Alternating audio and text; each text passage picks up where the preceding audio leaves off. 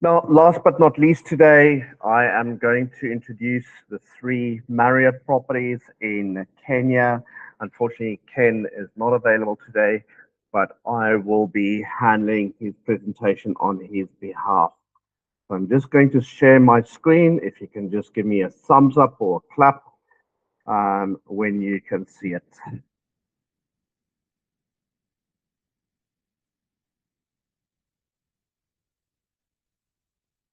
Super. Right. So Marriott International came into Kenya about 2 years ago. And having a look at the Kenyan map now, they've got two properties in the Masai Mara and then the brand new JW Marriott Mount Kenya that will open up in Mount Kenya on August 1st. I did throw Crown Plaza Nairobi Airport in there. Ultimately, in my opinion, I feel that if you do use these kind of properties and your guests don't want to go into Nairobi in the city, they really just need an overnight. This is a property that you can easily combine. So first off, I'm going to show the Marriott Masai Mara Lodge. So it is on the Talek River. It was rebuilt at about a year and 2 months ago. As you remember, the Talek River flooded, and some of these were flooded, so they've moved the lodge a little bit back and rebuilt completely. This is really a spectacular property to arrive at. You fly into Kikorok Airstrip, and you actually arrive from the Mara side and with a footbridge that goes across the Mara River. The suites themselves, beautifully designed. This is a high-end property. And just for those, especially in the US market, when a guest asks for JW Marriott, you won't be able to convince them to buy something else. They have really that kind of following. It's almost like a cult following. But for those that don't specifically ask for a JW Marriott or Ritz-Carlton, this is a very comfortable property that you can upgrade guests to. Beautiful, beautiful property. Each one of those suites have a plunge pool, ensuite bathrooms, and this is arguably one of my favorite spaces. So they've got multiple lounge areas and dining areas, and it's really just to space it out. One of the things that they do have at this property, and I feel it was really a spectacular kind of aspect, is their Canon photo lounge. So each one of the suites, when guests book in, they actually get a camera and a lens to use for their time there. There is no extra charge for this.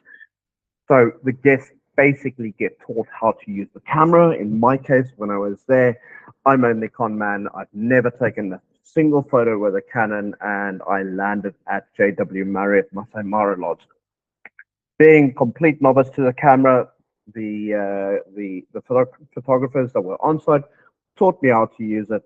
And the great thing is, when I came back from my first safari, they had a quick look at my photos and they suggested how I change settings. So for someone that's never done photography, this is really a great value add. Even more so, on the day that you leave, they actually ask you, would you like a digital disc or can they email it to you? They've gone in overnight and they've edited all your photos for you and they've taken the best ones out. So when you get home, even if you're somebody that takes photos with a cell phone, a selfie person, you get home and you've got these amazing photos which you took yourself. Very few properties have that on offer. They ask you in the Mara for the likes of Great Plains do it. I know Ritz-Carlton does it, and then of course JW Marriott. So beautiful property, 17 deluxe suites, two-bedroom suites, and one executive suite. Next up, the Ritz-Carlton Masai Mara. There was a lot of noise last year around it. Eventually, the case was thrown out. It was proven that it was purely noise. I've actually been to the property myself. I've seen their documentation in terms of the pre-studies that were done. They built this property really with minimal impact. Everything is on stilts. So you arrive in the southern Mara, either from Kikorok or Kiombo airstrip, and when you walk in, you get handed a glass of champagne, and then this gentleman passes by with a flute, and he simply walks up ahead with you, crossing the Sand River into the lodge. Lodge is on an enclave, so even though that you are technically speaking on the Tanzanian side of the Sand River, it is still part of Kenya, thanks to the British colonialists that drew lines straight instead of following river lines. The property itself really beautiful. Each one of these suites have their private plunge pool. There are multiple Boma areas around, just really giving a lovely feel. Personally, I love the multiple bar areas that they have. So they've got a normal bar, gin bar, wine bar, just dispersing people. The kind of traveler that go to the Ritz-Carlton is very different from the kind of traveler that would go to a JW Marriott. You find that JW Marriott, the kind of traveler that is kind of what was mentioned was new money, where Ritz-Carlton is kind of more reserved. And they've actually trained their staff accordingly as well. So beautiful suites. Each one of these suites have a bath, outdoor plunge pool, a sitting area, and a second room. The second room is initially made up as a lounge area as well, with where you have this huge bar that opens up. It's got your coffee bar, your normal bar, your wine bar inside. However, if there are kids or a second couple, or if it's two friends traveling together, they will make up the second room as a room. That just gives you an idea in the size of the plunge pools. Each one of these have a river view as well. So 14 suites, 5 2-bedroom suites, and then 1 4-bedroom presidential suite. Next up, the brand new JW Marriott Mount Kenya Wine Reserve.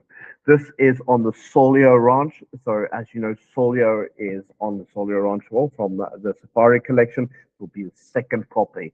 It will be located in a woodland forest. So the idea here is to attract those black rhinos.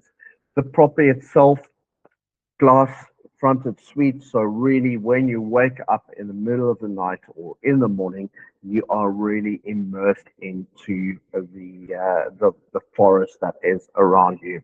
Beautifully appointed.